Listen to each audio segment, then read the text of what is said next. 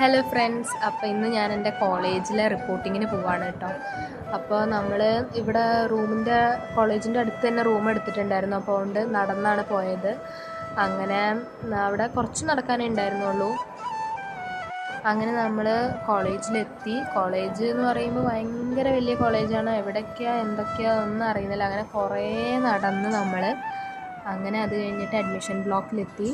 അവിടുന്ന് അഡ്മിഷൻ്റെ കുറേ പ്രൊസീജിയേഴ്സ് ഉണ്ടായിരുന്നു. അത് കഴിഞ്ഞ് ഫുഡൊക്കെ കഴിച്ചു.